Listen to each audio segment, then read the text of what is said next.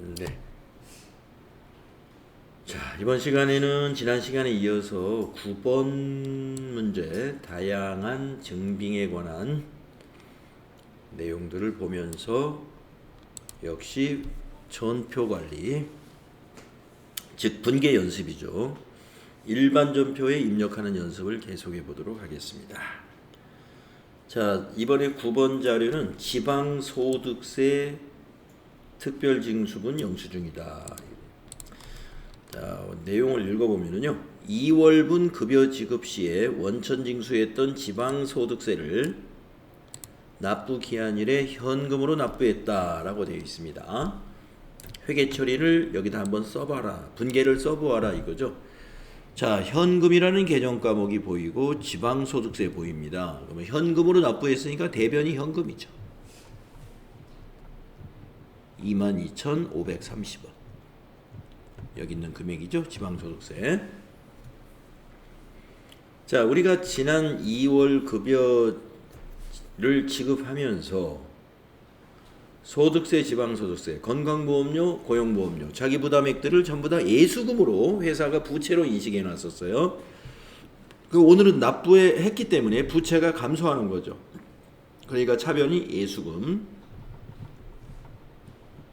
22,530원. 이렇게 되는 거죠. 네. 그래서 거래 후 결합 관계가 차변의 예수금은 부채 감소. 부채 계정이 차변에 오면 부채 감소라고 그랬죠. 네. 대변의 현금은 현금인 계정이 자산이잖아요. 대변에 갔으니까 자산 감소. 이러한 결합이다 이거예요. 거래 후 판료소에 부채 감소, 자산 감소가 결합된 거래입니다. 네, 책에다 써놓으세요. 분계. 책에다 펜 없어요? 네. 쓰면서 공부해야지. 집에서 공부해. 집에서 공부해야 되니까 기록해가면서 공부해야 돼요.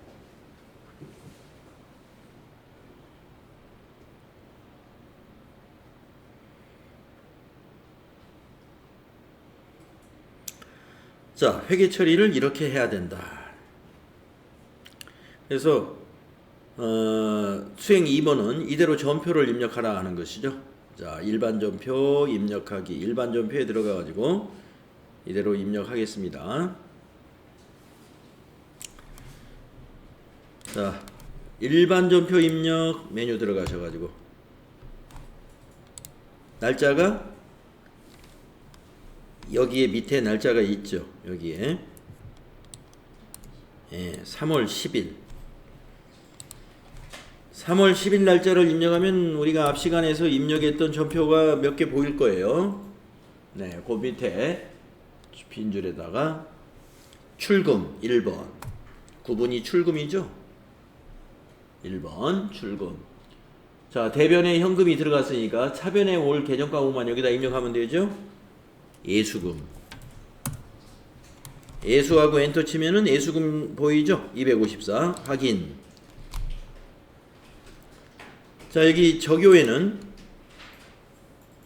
지방 소득세 납부라고 쓰면 되겠죠. 지방 소득세 납부.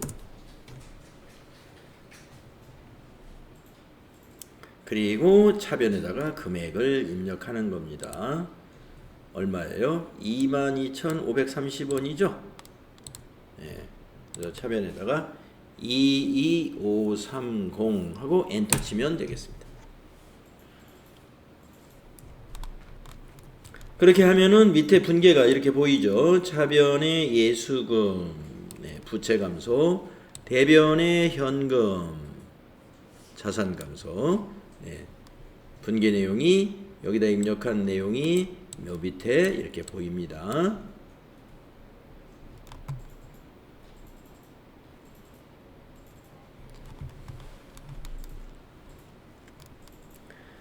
이 프로그램 처음 공부하시는 분은 꼭 집에 프로그램 깔아가지고 꼭 집에서 복습 필요하시겠어요. 자, 다음에 10번으로 넘어가겠습니다. 계약금의 지급. 자, 계약금을 지급했는데 증빙은 이거밖에 없다는 거죠. 보통예금 거래내역. 그래서 계약금 지급 같은 경우는 다른 증빙이 없고 이 통장 거래 내역만 있어도 증빙이 가능하겠죠. 가능해야죠. 자, 주식회사 데일리룩과 상품 구입 계약을 하고 계약금을 보통예금 계좌에서 이체하여 지급하였다. 그래서 우리 회사 보통예금 계좌가 내용이 이거다라고 보여주는 거예요. 자, 찾으신 금액, 돈이 인출된 것이 찾으신 금액이죠. 450만 원. 여기 금액이 나오고요. 계정 과목은 계약금하고 보통예금하고 요게 이제 계정 과목인데 보통예금은 계정 과목이 맞지만 계약금이라는 계정 과목은 없죠. 자, 우리가 계약금을 지급했어요. 그러면 계약금이라는 것은 선금을 말하는 겁니다. 우리가 무슨 거래를 할 때 선금을 주고받는 것을 우리가 계약금이라고 그러잖아요. 근데 계약금을 지급한 것은 선급금. 계약금을 받았다. 그때는 선수금 이렇습니다. 여러분, 계약금은 선금을 주는 거예요. 선금. 그래서 계약금을 지급했다. 그러면 계정 과목이 선급금. 선급금은 자산이에요. 미리 주는 건 자산. 우리가 받았다. 계약금을 부채예요. 선수금. 그래서 여러분, 선급금과 선수금이 계약금 관련 계정 과목이에요. 여기서는 선급금입니다. 자, 그러면 배치를 해볼까요? 차변 대변.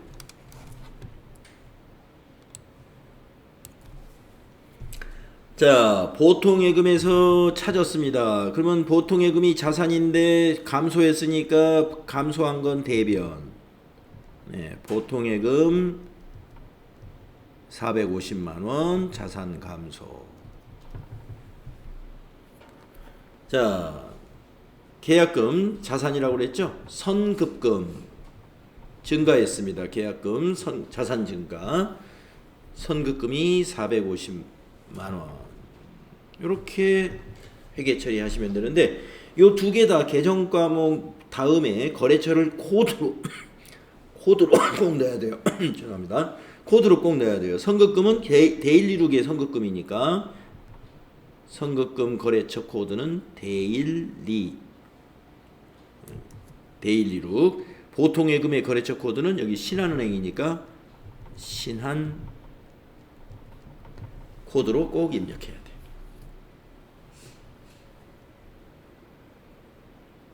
자, 그러면 전표 입력합시다. 3월 20일 일반 전표에다 입력하겠습니다. 자, 일반 전표 입력 화면에서 날짜를 3월 20일로 고쳐야죠. 여기 날짜를 3월 20일로 고치면 지금 전표 하나도 없죠. 네. 자, 차변을 입력하려면 구분이 3번이죠. 차변. 선급금. 코드에다가 선급 입력하고 엔터 칩니다. 그러면은 선급이 들어간 계정 과목이 5개가 보이는데 맨 위에 131번이 선급금이에요. 확인.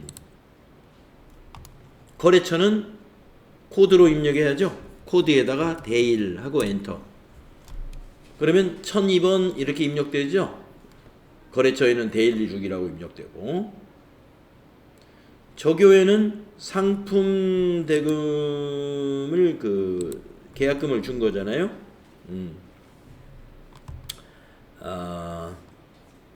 적당한 적용 코드가 안 보입니다. 그러면 여기다 타자 하시면 돼요. 상품 대금 계약금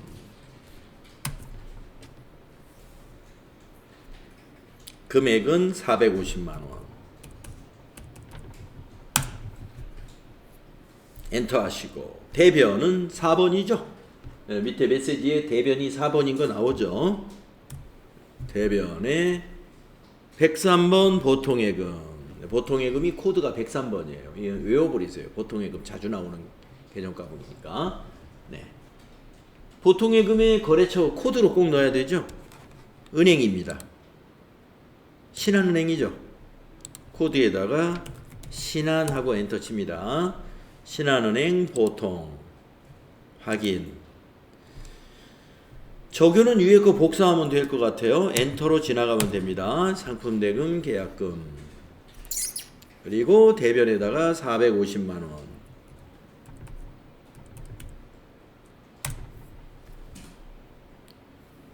네. 차변의 선급금, 대변의 보통예금 밑에 보이죠? 이렇게 입력하는 거. 예, 거래의 결합관계까지 같이 공부 꼭 해주셔야 돼요. 선급금 뭐예요? 자산. 자산 차변이니까 자산 증가. 자, 보통예금이 계정과목이 뭐예요? 자산이죠. 대변이니까 자산 감소. 이런 결합, 거래의 판료소에 해당되는 그 결합관계를 정확하게 알아야 됩니다. 다음으로 넘어가서요. 이제 여기까지군요. 그래서 지금까지 10가지의 여러가지 증빙들을 가지고요. 우리가 거래가 있을 때 비용을 지출했을 때 그 비용이 회사의 업무하고 관련성이 있느냐 하는 것을 증명을 해야 되는데, 그러기 위해서는 이런 그 거래와 관련된 자료가 다 있어야 된다는 거죠. 이런 자료를 증빙으로 해서 우리가 회계 처리하는 것입니다. 그리고 나중에 세무조사 같은 걸 대비해서 이런 자료가 회사 내에 있어야 되겠죠. 뭐 통장 거래 내역 같은 것은 언제든지 조회를 하면 다 조회가 가능하니까 따로 이것을 인쇄를 해놓거나 그럴 필요는 없겠지만 세무감사 같은 게 있을 때 그때는 이걸 보여주면 되는 거죠. 자, 다음에는 이제 수행과제 풀이가 나옵니다. 우리가 앞에 시간부터 쭉 했던 2월 11일 날 전표는 이렇게 출금으로 해서 이렇게 입력했었다. 어제 했던 거라 잘 기억이 안 나죠? 이렇게 해서. 그 다음에 2월 15일 거는 우리가 이렇게 입력했다. 그 설명이 풀이입니다. 쭉 했죠? 그래서 풀이를 보시고, 이제 여러분이 책만 가지고 공부할 때는 뭐 컴퓨터 없이 책으로만 공부할 수도 있겠어요. 왜냐면 이 뒤에 다 풀이가 있으니까 앞에 문제 보고 뒤에 풀이 보고 하면은 분계 연습이 다 되는 거죠. 전표 입력은 여러분이 해봤으니까 머릿속에서 이렇게 하는 거지 하고 떠올리면 되는 거고요. 네, 그래서 교재만 가지고도 공부를 해야 됩니다. 그래서 이제 여러분이 지금 교재를 학원에 놓고 다니시는 분도 있는데 어느 정도 알 때는 놓고 다니셔도 괜찮아요. 그런데 집에서 공부가 필요한 분은 가지고 다니면서 집에서 공부를 하셔야 된다. 자, 166페이지에 있는 팁을 한번 읽어보겠습니다. 수행 팁을 읽어보시면은요, 증빙을 보고 날짜를 파악할 수 있어야 된다. 이 말은 뭐예요? 영수증 같은 거에 어디에 날짜가 있는지 거래 날짜를 파악할 수 있어야죠. 차변, 대변 정확하게 결합관계에 따라서 잘 배치해야 되고, 금액 정확해야 돼요. 또 계정과목 당연히 정확해야 돼요. 가장 적절한 계정과목을 써야 되죠. 그 다음에 거래처를 코드로 입력을 반드시 해야 되는 게 있죠. 채권, 채무, 예금.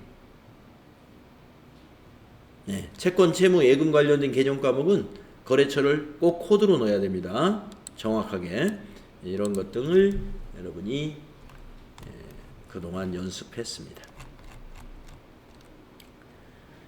자, 다음 페이지로 넘어가서 이번에는 영수증 수취 명세서를 작성하라, 이런 문제가 나오거든요. 시험 보다 보면은.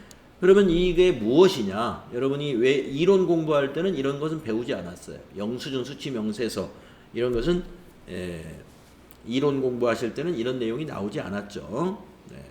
자, 이것은 필요한 지식이 여기 나와 있습니다.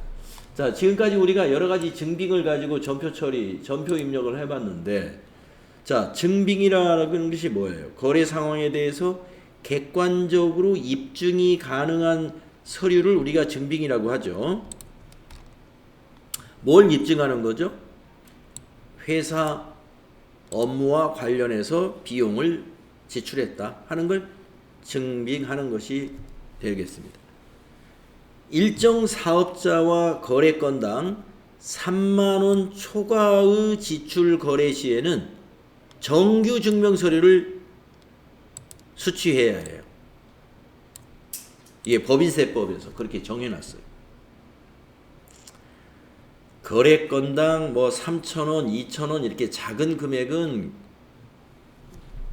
정규 증명 서류가 아니어도 괜찮은데 금액이 어느 정도 크죠. 3만 원이면 3만 원 초과 지출 거래에 대해서는 정규 증명 서류를 받아라 이렇게 돼 있어요. 그러면 정규 증명 서류 그동안 증빙이 5가지가 있었습니다. 보통 5가지만 있는 건 아니었어요, 사실은. 근데 이제 대표적으로 증빙이 세금계산서, 계산서, 신용카드 매출전표, 현금 영수증, 그 다음에 영수증 등 이렇게 했단 말이에요. 근데 뭐 여러 가지가 있었죠. 급여 명세서도 있고 또 세금 납부한 고지서도 증빙이 될 수가 있고 또 통장 거래 내역도 증빙이 될 수가 있고 또 그 품위서 이런 것도 증빙이 될 수도 있고 그랬단 말이에요. 자, 그런데 이거는 외워야 돼요. 정규 증명 서류 하면은 4가지입니다. 4가지.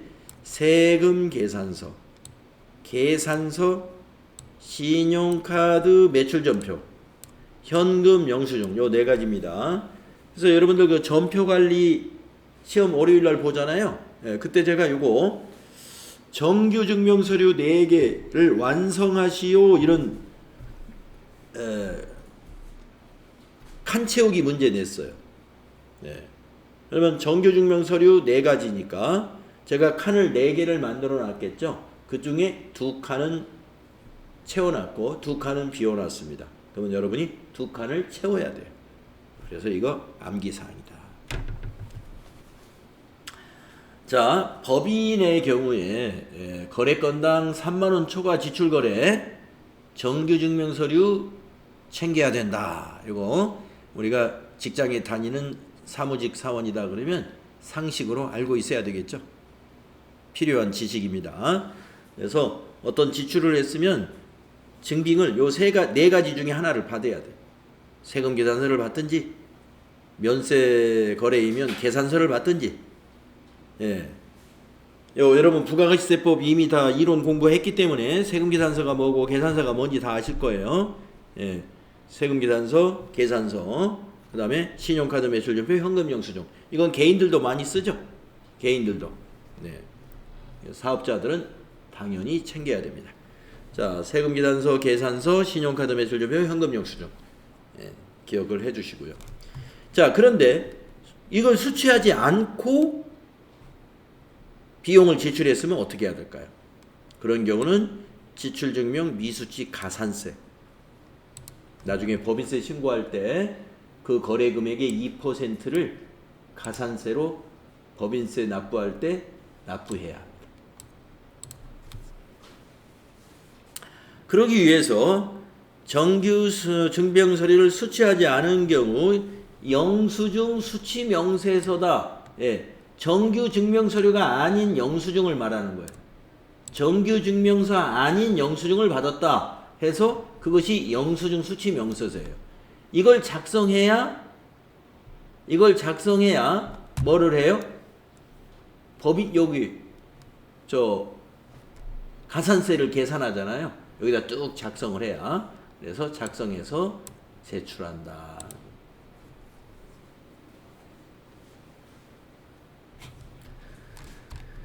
자, 그러면은요, 지출증빙 수취, 지금 이거 아까 설명한 그 내용입니다. 3만원 초과 거래는,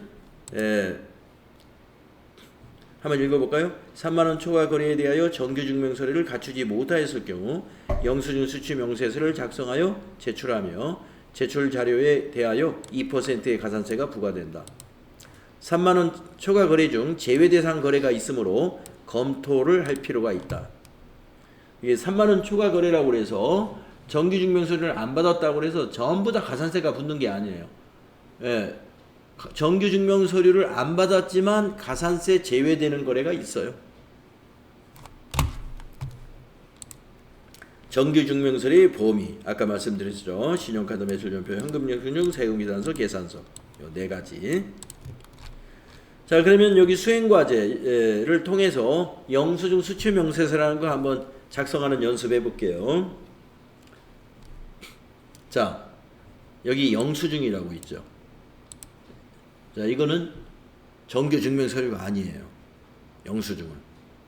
알죠? 자, 오른쪽에 설명을 보세요. 업무에 사용할 문구를 호서 문구에서 사업자한테 구입을 하고 현금으로 지급했다 이거. 근데 금액이 6만 원이에요. 6만 원어치 문구류를 사고 현금으로 지급했는데 정규 증명 서류가 아닌 영수증을 받았네요. 회사는 이 거래가 지출증명서류 미수치 가산세 대상인지를 검토하려고 한다. 소모품비로 처리할 것 이렇게 알려줬어요. 자, 그러면 이거는 소모품비로 처리하라고 그랬으니까 밑에 회계 처리가 어떻게 되는 거예요? 소모품비 비용이죠. 비용 발생은 차변인가요, 대변인가요? 예, 차변입니다. 그래서 소모품비 차변. 금액은 6만 원. 현금으로 지급했으니까 현금이라는 자산이 감소하죠. 그래서 대변 현금 되겠습니다. 금액은 6만 원 똑같습니다. 차변 대변. 거래 후 결합관계 또 알겠지만 써드리면은 차변의 소모품비는 비용 발생에 해당되고요. 소모품비가 비용 계정 과목이에요. 현금은 자산이죠. 자산이 대변에 가면 자산 감소죠. 자산 감소라고 정리할 수 있어야 되겠다. 자, 수행 2번. 전표 입력 수행합시다. 자, 여기 영수증에서 날짜 찾아보세요. 여기 있죠? 네. 자, 일반 전표에다가 입력을 합니다. 4월 2일. 현금으로 찼으니까 1번 출금. 구분을 출금으로 1번 하고, 소모품비로 하라고 그랬으니까 코드에다가 소모 엔터. 자, 우리 회사는 도소매업이에요. 그래서 전부 다 비용을 판매관리비로 지금 처리하고 있죠. 예, 그래서 830번 800번 때 소모품비로 해야 합니다. 자, 거래처는 호서문구라고 여기다 타자합시다. 호서문구. 코드는 안 만들어 놨을 거예요. 이거 코드로 넣을 필요는 없어요. 예, 그래서 여기다가 호서문구라고 그냥 타자하시면. 저교에다가는 그 문구용품이었나요? 예, 여기 화일이라고 되어 있네요. 여기 영수증에 화일. 네. 저교에다가 화일 구입.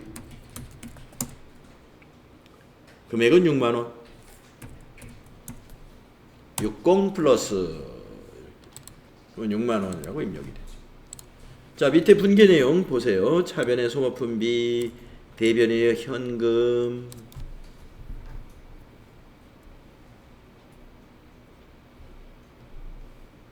이렇게 됐죠?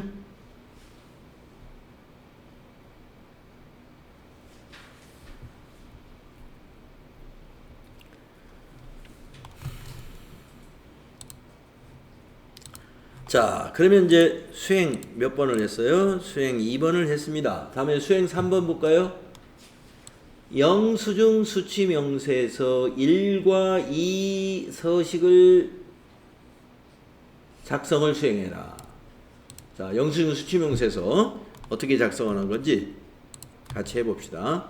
자, 여러분 회계 또는 전체 메뉴 여기 눌러보세요. 그럼 메뉴가 쭉 보이는데 영수증 수취 명세는 법인세 신고할 때 제출하는 거라서 여기 결산 재무제표에 있어요. 여기 있죠? 영수증 수취 명세서. 거기 클릭해 보세요.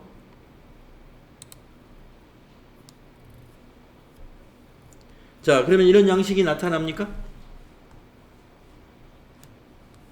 자, 날짜부터 입력할까요? 거래 날짜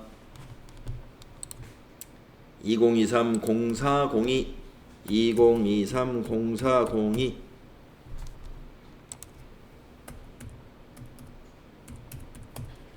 상호는 호서 호서문구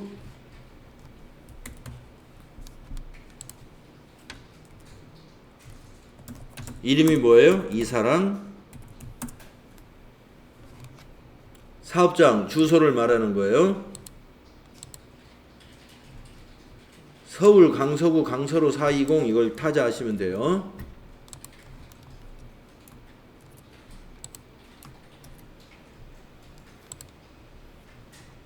사업자 등록번호도 있나요? 영수증에? 예, 있네요. 301 33 165 15 하이폰 빼고 숫자만 넣으면 하이폰은 자동으로 붙을 거예요. 301 33 165 15 예, 엔터 치면 하이폰 붙죠? 거래금액 6만원 60 플러스 자 구분이라는 게 나오죠. 구분이라는 거 구분에 가면 이런 표가 나올 거예요. 이 구분에 해당되는 거면은 가산세가 안 붙는 겁니다. 그러니까 우리가 3만원 초과 거래라 하더라도 이 호서문구의 사업장이 뭐 부발읍이라든가 무슨 면이라든가 그런 지역에 있는 그 상호 거래처라면은 가산세 대상이 안 돼요. 다음에 금융이나 보험 관련된 비용이면 가산세 대상 안 돼요. 그러니까 우리가 이제 자동차 보험에 가입을 하면은 보험 증권 주잖아요. 보험 증권이 아까 정규 증명 서류하고 관련 없잖아요. 보험 증권은. 그렇다고 해서 가산세 내지 않는다 이거. 이런 식으로 여기 15번부터 여기 36번까지 보면은요. 나열된 항목이 있어요. 그래서 이런 내용이라면은 정규 증명 서류가 아니다 하더라도 가산세가 해당되지 않는다 이거예요. 지금은 해당되는 게 없어요 여기에. 그래서 이번에는 그냥 이걸 비워놓는 거예요. 엔터로 구분에 없다. 계정 코드는 아까 우리가 일반 전표에다 입력했던 소모품비 830번을 말하는 거예요. 그래서 여기서 코드를 기억하지 못하면 계정 코드란을 더블 클릭해 가지고 다시 소모품비 이게 소모품 검색해 가지고 소모품비 830번 여기서 검색해서 집어넣어 주면 됩니다. 자, 저교에다가는 파일 구입 우리 조금 전에 전표 입력했을 때 그 저교하고 같거나 비슷하게 넣어주면 돼요. 자, 그런데 아까 문제에서 뭐라고 그랬습니까? 영수증 수취 명세서 2와 1 서식을 작성하시오 그랬죠. 그러니까 지금 우리는 입력은 2에다 입력을 해요. 여기다가 그러면 이것이 2에다 입력한 1번에도 반영이 돼야 돼요. 여기를 클릭해 보세요. 영수증 수취 명세서 1 네. 자, 여기에 명세서 제출 대상에 한 건에 6만원 여기 나타나 있죠. 만약에 여기에 안 나타난 것 같다 그러면 여기를 눌러야 돼요. 예, 지금 눌러보세요. 그냥 명세서 2 불러오기 이걸 누르면 화면이 여기 2번에 입력된 내용이 넘어오지 않은 게 있으면 이걸 누르면 넘어오게 돼 있어요. 네, 그래서 영수증 수취 명세서 1번에 오면은 여기 명세서 2 불러오기를 그냥 무조건 한번 누르는 게 좋아요. 그렇게 하고 이걸 저장을 해둬야 되거든요. 근데 여기 위에 저장 단추 없죠. 이거는 특별히 저장이 필요해요. 그래서 닫으면서 저장하면 돼요. 자, 영수증 수취 명세서 옆에 여기 닫기 단추 보이죠? 클릭하시고 저장하시겠습니까? 예. 이렇게 저장하면 돼요. 아시겠죠? 그래서 여러분이 오늘 세무지식 하나 또 영수증 수취명세서는 왜 작성하는지 세무지식을 하나 배웠어요. 그리고 회사 생활 하실 때 비용 지출할 때 3만원 이상 거래를 했다 그러면 거래처한테 뭐를 받아야 돼요? 카드로 결제했으면 신용카드 매출 전표 이건 자동으로 나오는 거예요. 만약에 현금으로 줬으면요. 거기다가 현금 영수증 해주세요. 그래야죠. 예. 아니면 세금 계산서를 받거나 면세 재화를 매입했으면 계산서를 받거나 과세 재화를 매입했으면 세금 계산서 받아야 되고 면세 재화라는 건 뭐예요? 쌀, 고기 이런 거 샀으면 계산서 받아야죠. 과세는 뭐예요? 뭐 빵을 샀다든가 네. 음료수를 샀다든가 그렇다면 이제 세금 계산서 받아야죠. 자, 그래서 정규증명 서류에 대해서 우리가 공부했습니다. 자, 그 다음 페이지에 풀이 나오죠? 네. 쭉 설명하는 내용 우리가 앞에서 이렇게 다 입력했었어요.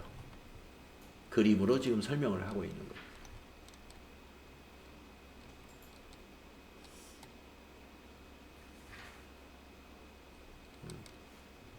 자, 영수증 수치명세서에 대해서 공부했습니다.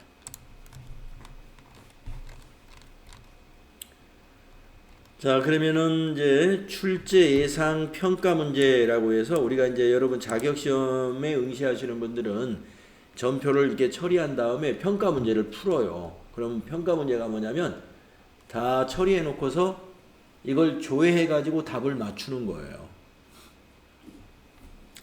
자, 그러면 한번 연습해 볼까요? 1번. 전표 출력 조회를 해라. 이건 그냥 전표 조회만 해도 됩니다. 1월 거래 내역 중에 입금 전표로 작성된 전표의 거래처로 옳은 것은 입금 전표로 작성된 거래처가 하나 있을 거예요. 자, 그러면 1월 전표를 다 보려면 어떻게 해야 되느냐? 일반 전표에 가셔가지고 여기 앞에 월을 1월로 하고 뒤에 1은 지워버려요. 스페이스바로 지우면 돼요. 여기를 스페이스바, 여러분 그 띄어쓰기 하는 거 있죠? 스페이스바 치고 엔터 쳐보세요.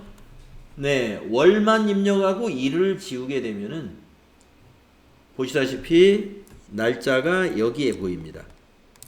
11일, 12일, 13일, 14일 이렇게 보이죠? 거기 구분해 보면은 입금이 하나 보이죠? 입금. 네. 13일 거 입금 보일 거예요. 거기에 거래처가 어딘가 보세요. 코디 나라죠?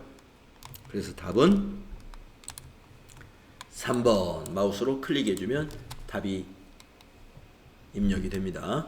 여러분들 시험은 뭘로 봐요? 비대면으로 보고 시험지가 아니고 이렇게 디지털로 되어 있어요. 문제가. 그러면 여러분이 시험지를 화면으로 보면서 문제를 푸는 건데요. 이런 사지선다형 이런 시험지는 마우스로 여기를 클릭해주면 답안이 딱 달립니다. 물론 자격시험 볼 때 그 사전 연습이라고 있어요. 사전 연습해 보면서 충분히 잘 이해를 해야 돼요. 네, 비대면 시험입니다. AT 시험은 전부 다 비대면으로만 시험을 보고 있습니다. 다음에 2번. 일반 전표 입력을 조회하는 거예요. 1월 14일 거래의 접대비 계정 저격 코드 번호와 내용으로 옳은 것은. 자, 그러면 지금 1월 거 열어놨으니까 14일 거 찾아보면 되죠? 네. 요거죠? 접대비 저격 코드 1번으로 우리가 입력했었어요. 거래처 접대비 신용카드 법인. 그래서 답은 1번이다. 마우스로 여기 1번을 클릭해주면 되겠죠. 다음 3번 문제 보겠습니다. 자, 우리가 어저께 월계표 잠깐 봤었는데요. 이번에 월계표를 조회해가지고 2월 한 달 동안 발생한 판매비와 관리비 금액이 얼마요? 이렇게 했어요. 2월 한 달 동안. 자, 월계표로 가보겠습니다. 자, 전체 메뉴 나오도록 해서 월계표는 여기 세 번째 여기 있죠. 1월계표.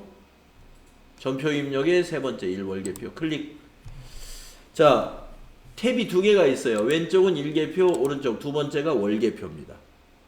그래서 월계표에 가가지고 2월부터 2월이니까 조회기간을 2월부터 2월까지 이렇게 입력합니다. 자, 판매관리비가 바로 보이네요. 여기 판매관리비. 자, 비용이 차변에서 발생하잖아요. 그래서 2월 한 달 동안 판매관리비는 여기 이겁니다. 7654000 이게 답이 되겠죠.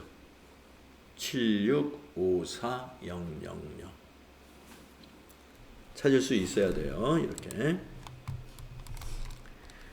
4번도 해보겠습니다. 월계표 조회 3월 말 예수금 잔액은 얼마냐. 월계표에서 말 잔액을 아는 건 아닌데 아마 답이 없을 거예요. 자, 월계표에서 3월 거를 한번 조회해 볼까요? 지금 2월이잖아요. 여기서 3월부터 3월로 한번 조회해 보세요. 월계표는요, 예수금이 요만큼이 예수금이 감소했다라는 거죠. 이건 감소. 예, 예수금이 부채잖아요. 부채가 차변의 금액은 감소한 거잖아요. 49만 9,550원 세금을 납부했기 때문에 감소한 거죠. 49905이 보기에 없죠. 예, 그러니까 이거는 월계표에서 찾는 게 아니에요. 이게 책이 지금 미스 오류가 났어요. 3월 말 예수금 잔액을 찾으려면요, 합계 잔액 시산표나 재무상태표에서 찾아야 돼요. 아니면 계정별 원장에서 찾거나. 네. 그래서 우리는 합계 잔액 시산표에서 찾겠습니다. 네, 거기에 가면 잔액이 3월 말로 금방 볼 수가 있어요. 자, 합계도 보고 잔액도 볼 수 있는 합계 잔액 시산표 전체 메뉴에 가셔가지고 이건 월계표 바로 밑에 있죠. 합계 잔액 시산표. 요거 들어가. 네, 합계 잔액 시산표를 3월 말로 봐야 되니까 3월로 입력해요. 그리고 뒤에 날짜는 말일 날짜 자동으로 들어갔으면 그냥 엔터 치면 됩니다. 네. 자, 예수금은 유동부채니까요. 자, 유동자산, 그 다음에 재고자산, 비유동자산 쭉 내려가서 유동부채 여기 나오죠. 거기에 예수금 여기 나오죠. 유동부채 안에 예수금이 유동부채 계정 과목이에요. 뭐 외상매입금도 유동부채고 미지급금도 유동부채고 예수금도 유동부채입니다. 자, 예수금의 잔액은 어디에 있어요? 예수금이 부채니까 부채는 대변에서 증가하고 차변에서 감소한 거예요. 그래서 대변에서 요만큼이 증가했고 차변에서 요만큼이 감소한 거예요. 그래가지고 잔액은 대변에 남아있겠죠? 증가하는 쪽에 잔액이 남는 거니까. 그래서 여기가 잔액란이에요. 예수금의 잔액은 지금 보다시피 339200이죠. 답이 339200입니다.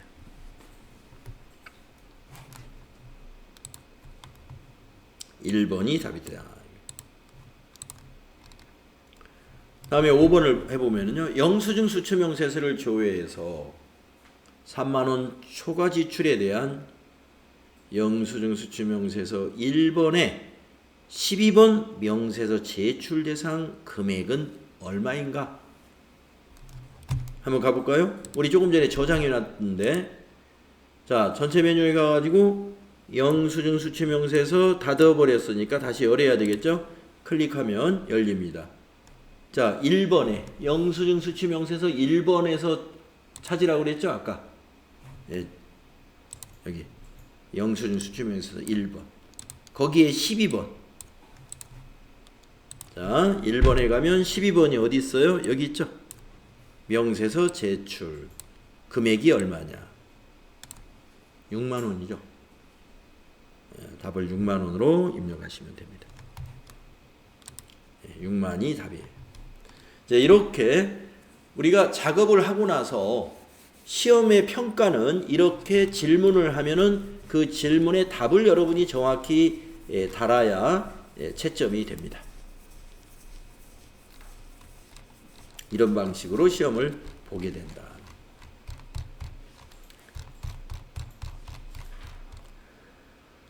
자, 그래서 이제 전표 관리는 이제 수업이 다 끝났습니다. 전표 관리. 그래서 전표 관리에 대해서 월요일 날 시험 본다 그랬는데 어제와 오늘 배운 것에서 시험을 내는 거예요. 어제와 오늘 배운 거 비슷하게 시험 문제를 냈어요. 비슷하게. 그래서 좀 연습을 해 주시고 다음은 자금 관리는 다음 시간에 자금 관리도 일반 전표 입력하는 것을 연습하는 거나 똑같아요. 그런데 내용이 조금 다른데 전표 입력은 다 일반 전표로 하는 겁니다. 자, 쉬었다가 다음 시간에 자금 관리부터 공부하도록 하겠습니다. 질문이 있으신가요?